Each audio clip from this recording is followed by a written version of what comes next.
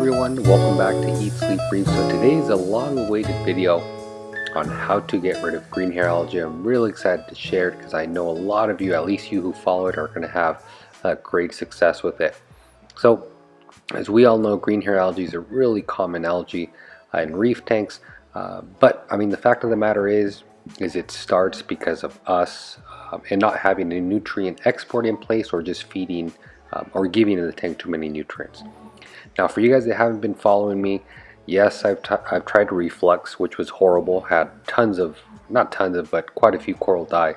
I've tried 2 sea hairs. Tried, kind of most of the things in the book, which didn't work, which kind of led me to create my method, which is this method here, and hopefully it works for you. Everything I'm going to be covering, if you follow pretty much everything I'm showing you, you're guaranteed to get rid of this stuff. I'm going to let you know up front, it's not going to be easy. It's going to take a lot of time. It's going to take time out of your day, every single day. So be ready for that. If you think it's just dosing something in the system and then calling it a day, this is not the video for you. You may want to, search for another method that is like that. So just be aware, it is going to take probably about 30 minutes every single day of your time. But I guarantee if you do follow this, it's going to be worth every little bit at the end. So a lot of you may be asking yourself, so what causes green hair algae? And it's very simple. It's one thing. It's an excess of nutrients in the tank that obviously isn't being absorbed by your biological bacteria and your GFO, stuff like that. It's pretty much just lays in the tank. It's more prone to be in the rock. It kind of just dies out. The detritus really breaks down, and you start getting an excess of nutrients. So an excess of nutrients is what algae, one of the things algae uses to grow. For you guys that aren't aware, for algae to thrive, one of the 2 key components is going to be nutrients, food, and light. Between those 2 things, if they're in our tanks, we're very prone to growing algae. So while we're on the topic of lights, I want to talk about lighting. I think there's a very big misconception about lights, and a lot of people, anytime there's algae issues, specific green hair algae issues, what's the first thing you probably read or you've heard? Do a blackout on the tank, cover the tank, do it for 3-4 days, and your issue is going to be gone. Well, you have to understand the 2 parts to algae. One of them is nutrients, the other one is lighting. So by you removing the lighting, yes, you're going to kill it off, but guess what's going to happen in about a week or 2 weeks after? You never address your nutrients, thus it's going to be back. So I'm not a believer of the lighting. Actually, while I was doing this method, I purposely increased my lighting to 70%. I was at 60 to 70 just to prove that misconception that it really doesn't matter about the lighting. I know a lot of people have algae issues, and right away they'll either say black out your tank or lower your lighting. To me, that's BS. I think you need to address the main issue with your system, which is nutrients, and just really figure a way to have better export. So a quick rundown of what exactly we're going to be doing and kind of the method behind the madness and how I figure it out. I'm going to briefly explain it. I hope I don't lose you guys. So in essence, what we're going to be doing, we're going to be attempting to replicate an ultra low nutrient system. If you guys are aware of ultra low nutrients, typically the way those work, they run very low nitrates, very low phosphates, but you feed pretty heavy. So the reason you don't damage the corals and everything inside is because you're feeding very regularly. So the corals and all the stuff that feeds off that excess nutrients is able to grab it, but it's quickly exported and stripped from the water, either through dosing or through refrigerants, Chaeto reactors, anything of that sort. So in essence, what is going to be happening, we're going to be using chemicals as well as methods to make sure we drive the nitrates and phosphates specifically as close as we can to 0. Now there is a very fine line here, and it's going to require a lot of testing and a lot on your part, but if you do it, you're going to be very happy with the results. And much to much to the contrary of what you're probably thinking. You're probably saying, well, I'm probably going to have to cut back on feeding. Believe it or not, I actually was feeding quite a bit more. And you're saying, so how the heck is that happening? It's like I said, we're allowing the chemical dosing to grab the excess nutrients that are not absorbed by either the coral or the fish and quickly strip it out of the water. So the reason you're going to see I'm going to recommend you allowing the green hair algae to grow is very basic. What we want to do, we want to, in essence, do what we do with refugiums, chaeto reactors, and allow the algae to absorb the nutrients. Typically, I recommend you letting it grow for about 1 to 2 weeks at the beginning stage without touching it. Why? Because I want you to allow it to grow very big, to be very chunky, so when you do come in and you grab a big chunk of it, you're exporting a huge part of the nutrients. So in essence, we're using the green hair algae against itself. By us dosing every single day these chemicals I'll be talking about here shortly, we're going to allow that once you do take the green hair algae physically out of the tank, they have no more nutrients. Why? Because the chemicals are running the system and exporting those nutrients as quickly as possible. So I hope I didn't lose you guys. I know in my head it makes sense. Hopefully it made sense to you guys. So very quickly, let's run down on what you're going to need to get rid of this issue. So the list is quite long. I mean, not too long, but just make sure if you do need to come back and watch this video, you do so. So what we're going to need is going to be a turkey baster. Now the turkey baster is going to be used to, on a daily basis, come in your tank and physically blow any detritus, any buildup within the rock, and literally blow it out. You want to get it suspended so it's captured and taken to the back filter, thus exporting it, and there's really no buildup of gunk within the rock. The next thing you are going to need is a toothbrush. Now the toothbrush you want to do every time you do a water change, but really once you do come in and you prune that green hair algae, you're going to want to come in with a toothbrush just to really shine up the rock, make it look really clean, and pretty much get all the green hair algae off of it. Now another very important key to this is going to be replacing your filter socks or filter floss. Now this is going to have to be done on a daily to bi-daily basis. You don't want to slip on any of these recommendations, guys. You really want to stay on top of it because the only way you're going to win this battle is staying ahead of it. So one of the two important chemicals that are going to be being dosed in the tanks is going to be Nopox. So obviously follow the instructions on the bottle, but you're going to want to be dosing Nopox on a daily basis. For my tank in specific, it's 4 milliliters every single day. Try to run your nitrates as close as you can to zero, and having a good test kit to test this is going to be good. I use a solid for a test kit. It delivers great results with no complaints. The next thing you are going to need is your phosphate E.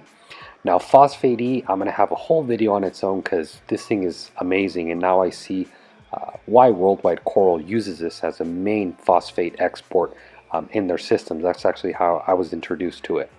So phosphate E, again, you're going to want to follow the instructions. In my specific tank, I'm dosing 0.05, so half a milliliter I'm dosing. So this stuff is very strong, very potent, and this bottle you see here will probably last you over a year if you got a tank like mine. The next thing you're going to want to do is every single week you're going to want to do a water change. At least 10% water change. This will be a good time that when you do this, remember to come in with your turkey baster, your toothbrush to get everything suspended, and if green hair algae has grown, you obviously want to take it off at this point. But one of the biggest mistakes I think you can do is be pruning off the green hair algae on a daily basis, because you really want to let it grow and kind of use it as a nutrient export like we do with chaeto reactors and refugiums. With those we never export the chaeto every single day. We wait for it to build up, then we export it. You want to use the same methodology here. The next thing that's going to be very important, guys, is to get a cleanup crew. If you haven't watched my previous video on the top 5 cleanup crew, you want to watch that because that is exactly what I'm going to recommend here to obviously handle this. Last thing we want to do is get everything in check, and then we stop with this method and we let green hair algae take a hold. The biggest mistake people tend to do is they want to get a cleanup crew when they have this issue, but they don't understand that a cleanup crew isn't made to come in and bulldoze everything. It's made to maintain everything, not come in and strip everything as far as algae is out of the tank. So it's very important, guys. Be sure you do watch that video, as that one talks about everything I recommend you adding. Now, another thing that's going to be very important is going to be a HANA checker. The one you see here is the newest version that was just released at the end of 2018, which was a few months ago. This is the phosphate ULM. So typically you're going to want to run your levels at 0.03 to 0.01. So it's very close to zero. And since we're running these readings so close to zero, we're going to need a very accurate test kit. So this HANA is kind of a must as well. Now, a few optional things that are recommended is a lawnmower blending. The lawnmower blending I have in this tank, you can see he does not mess around when it comes to picking rock. You can see him picking it here, and he really keeps it at bay. So once you do have the green hair algae start dying off, this guy, really does a great job of just coming in, picking it, getting it suspended, getting it in the water column, and yeah, he does a great job. Now, another thing, if you do have an MP10, I'm going to recommend you guys to run the little protector, the foam protector. You can see here I'm cleaning it, but this thing was able, as you can see, to capture so much green hair algae that was suspended in the water column. If it wasn't for this, it probably would have gotten caught on my bird's nest, thus starting to grow and just making more of a problem. Believe it or not, guys, I had to be cleaning this thing 2 times a day, as you see it right now. So it was ridiculous, the crazy amount of die-off I was having in the tank of green hair algae, but very happy I did have the MP10. Obviously, none of these, the lawnmower blending and the MP10 isn't necessary, but if you do have it, it's a good thing to put it to work. So once I ran down everything kind of needed, pretty much it's very straightforward. You're going to want to start by dosing Nopox and Phosphate E on a daily basis by the recommended dosage on the bottles. You don't want to skip a day, guys. You want to be sure you run both nitrates and phosphates as close as you can to zero.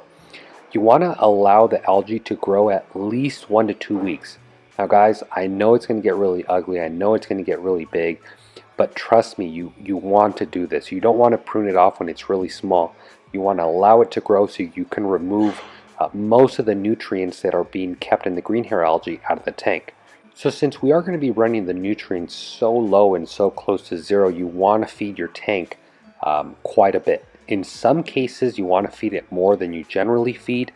I'm just not a big believer of getting rid of nuisance algae, start feeding less, because no matter, you can feed very, very little, there's always going to be nutrients in the water column. So I don't believe that by feeding less you're going to address the issue. Yeah, you may help the issue, but you're not going to get rid of the overall problem. But in this case and with this method, since we are running the levels so close to zero, you want to be sure you feed a little bit more or just a little bit more often. In my case, I was feeding about 3 times a day, and the last feeding was pretty heavy. And yeah, guys, pretty much if you do stay on top of these, can almost guarantee you're going to win this battle. But really, I hope by me describing everything, you kind of get a gist of how exactly it's going to work. So again, in a nutshell, the way it works, we allow the green hair algae to grow. We allow it to grab all the nutrients it wants. Once it's a good size, we manually export it. At this point, since we have already been dosing Nopox and Phosphate E, the nutrients are going to be so low that once you physically remove it for the tank, it's not going to have any more. So the little that is left off in the tank, it's going to eventually become very weak and not attach itself very well, and it's going to end up dying off. So as long as you continue this regimen, you can have the same success I have here. You can see I think there's 1 to 2 very, very small spots of green hair algae in my tank. They're pretty much gone. And just stay on top of it, guys. The main thing is obviously not to go through this again. So you want to make sure that you have a nutrient export system established once you do finish this whole method. Of course, if you want to continue using the Nopox and Phosphate E, by all means use it. Obviously, don't run them as close to zero as you did for this. But I mean, if you want to, good, but just be aware of what can happen and the risks of running it too low. But yeah, guys, that's going to be pretty much it on today's video. Hopefully I didn't lose you guys. Hopefully I was able to elaborate and explain kind of the method to the madness. And yeah, guys, we're going to leave this video here. If you guys have any questions, comments, or concerns, please leave them down in the comment box below. I wish every single one of you that has green hair algae the best of luck. Trust me, stick to it. It took me about 3 weeks, 3 to 4 weeks to get rid of this stuff. I'm as happy as I can ever be, and you can see the tank is looking as great as ever. So as always, guys, be sure to subscribe. Thanks for watching. Happy reefing.